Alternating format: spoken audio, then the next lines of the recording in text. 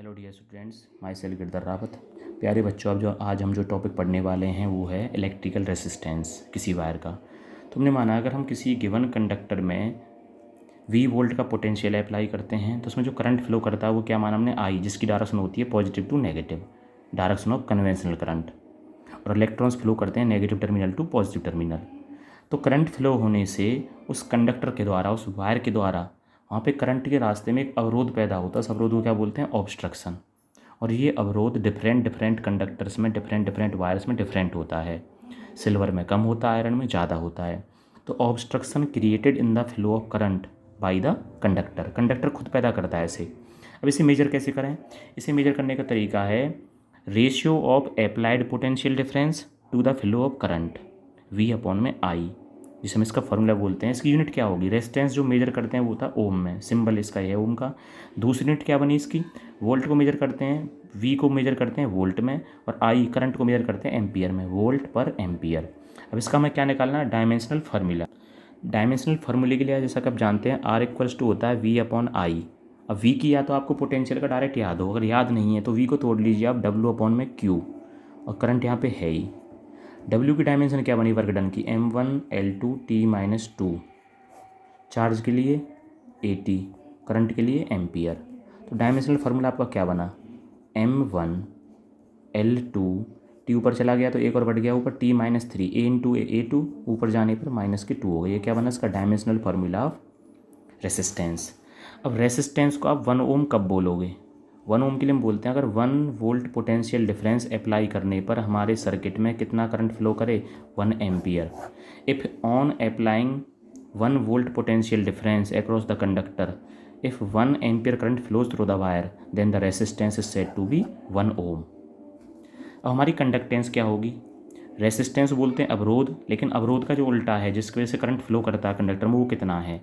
Resistance बढ़ेगा तो conductance घटेगी। कंडक्टेंस को जो डिनोट करते हैं वो आपका वर्ड क्या है? G से डिनोट करते हैं। और कंडक्टेंस होती क्या है?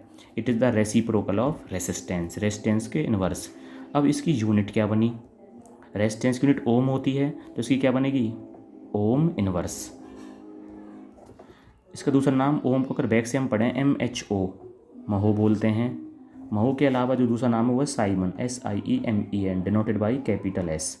और इसका डायमेंशनल फार्मूला आप निकालना चाहें तो रेजिस्टेंस का उल्टा कर दीजिए, M-1L-2T3A2। प्यारे बच्चों, जब हमारा नेक्स्ट टॉपिक है वो है deduction of ohm's law. Ohm's law को रिड्यूस करना है, या कह सकते हैं expression of resistance of conductor. Conductor के रेजिस्टेंस के लिए एक फार्मूला ड्राइव करना है R equals to V upon I के अलावा। तो इसे हम कैसे निकालते हैं? जैसा कि आप जानते हैं किसी गिवन कंडक्टर में जब आप पोटेंशियल डिफरेंस अप्लाई करते हैं उसमें जो करंट फ्लो होता है वो किन किन फैक्टर्स पर डिपेंड करता है? NEAVD। N is the number density, E is the electron पे जो चार्ज है, A इज़ द एरिया, और VD is the drift velocity. और यहाँ पे जो I equals to NEA, VD की वैल्यू क्या होती है? E tau upon M। E is the charge on electron, capital is the electric field applied, tau is the relaxation time, M is the मास।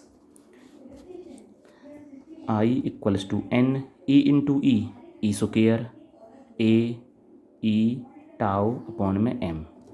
जैसा कि आप जानते हैं जो E की वैल्यू क्या होती है? Magnitude of applied electric field. जो हमने इलेक्ट्रिक फील्ड अप्लाई किया उसे कैसे निकालें? जैसे आप पहले से यूनिट में पढ़ चुके हैं, पोटेंशियल अप्लाइड पर unit length E equals to V upon L। इस वैल्यू पर पुट करते हैं तो NE square A tau upon M। E की वैल्यू क्या बनी आपकी? V upon L।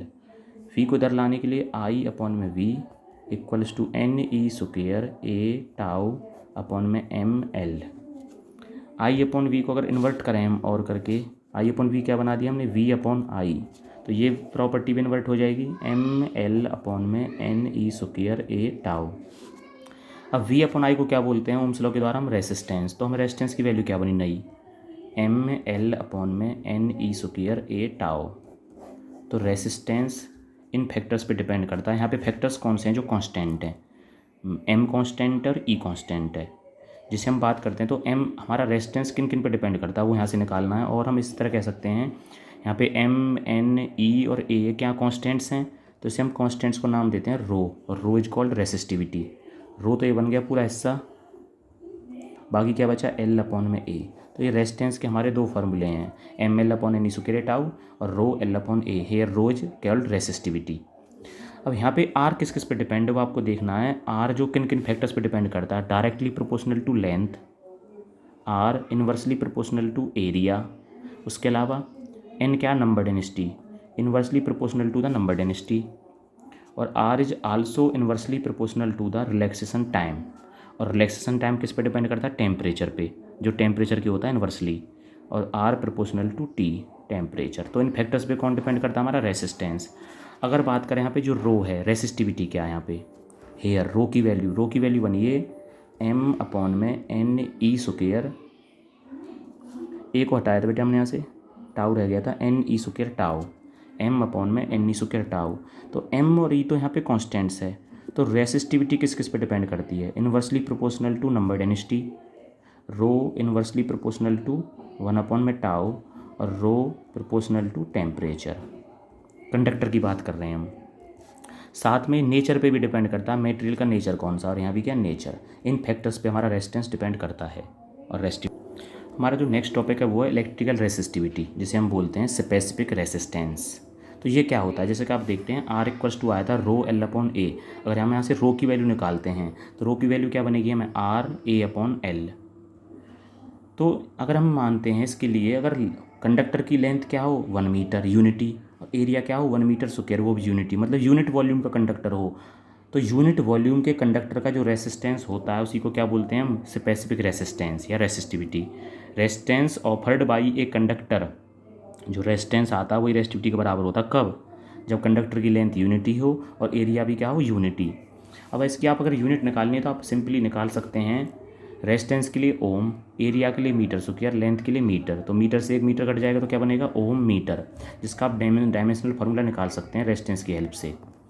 Next topic आपका relation between resistance and resistivity. आपने जैसा कि यहाँ से देखा, इस फॉर्मूले के हिसाब से हमने देखा रेसिस्टिविटी तो कांस्टेंट है, तो रेजिस्टेंस दो चीज़ों पर डिपेंड करता है, डायरेक्टली प्रोपोर्शनल टू लेंथ और inversely proportional to the area of conductor. यही क्या कहलाता है आपका relation, R equals to rho L upon A. Paper में क्वेश्चन आया था तो ये पूछा था रेसिस्टेंस और रेसिस्टिविटी में से कौन सा ऐसा फैक्टर है अगर कंडक्टर ना बदले, अगर हमारा मटेरियल चेंज नहीं होता तो कौन चेंज नहीं होता। रेसिस्टिविटी वो है जो मटेरियल चेंज होने पर बदलती नहीं है, वो क्या रहती है, सेम। इसका लेंथ और एरिया पे कोई इफेक्ट नहीं पड़ता, जबकि रेसिस्टेंस लेंथ एरिया में चेंज होने से चेंज हो जाता है। प्यारे बच्चों, रेसिस्टिविटी का जो रेसिप्रोकल होता है उसे क्या बोलते हैं, कंडक्टिविटी, कितना फ्लो होगा, जिसे हम बोलते हैं सिग्मा इक्वल्स टू 1 अपॉन में रो। रो की यूनिट क्या आती है आपकी, ओम मीटर। तो कंडक्टिविटी क्या बनी, ohm inverse metre inverse. Ohm inverse को क्या बोलते हैं, महो, और मीटर इनवर्स है ही, और महो को क्या बोलते हैं, साइमन पर मीटर। और इसका डायमेंशनल फार्मूला आप कैलकुलेट करके देखना। प्यारे बच्चों, आप यहाँ से ध्यान रखना कि रेसिस्टेंस किन किन फैक्टर्स पे हमारा डिपेंड करता है। तो रेसिस्टेंस जो हमने अभी लिखे थे किन किन फैक्टर्स पे डिपेंड करता है, length, area, number density, temperature और रिलैक्सेशन टाइम, टेम्परेचर और नेचर ऑफ मटेरियल। जबकि रेसिस्टिविटी डिपेंड करती है नंबर डेंसिटी के इनवर्सली, रिलैक्सेशन टाइम के इनवर्सली, टेम्परेचर के डायरेक्टली, और नेचर पे डिपेंड करती है। किसके लिए हम बात कर रहे हैं, कंडक्टर के लिए। यहाँ पे कुछ क्वेश्चंस दिए होते हैं, अगर आप लेंथ को डबल कर दो और एरिया को क्या रखो same, then what is the effect on resistance and resistivity. तो आप देखते हैं रेसिस्टेंस किस पे डिपेंड है, एल अपॉन ए। अगर लेंथ डबल होगी तो रेजिस्टेंस भी क्या होगा, डबल। एरिया में नो चेंज है ही, तो रेजिस्टेंस क्या हो जाएगा हमारे यहाँ पे, डबल। अगर इसके अलावा कोई दूसरा क्वेश्चन है, लेंथ रही आपकी रिमेन सेम, जबकि एरिया को क्या कर देते हैं आपका half, then what will be the resistance, R proportional to L upon A. Length में नो चेंज तो इसका कोई इफेक्ट है ही नहीं। अगर एरिया को हाफ करेंगे यहाँ पे तो रेजिस्टेंस क्या हो जाएगा आपका, डबल। तो इस तरह के क्वेश्चंस की प्रैक्टिस करनी है आपको, बहुत सारे जो हैं।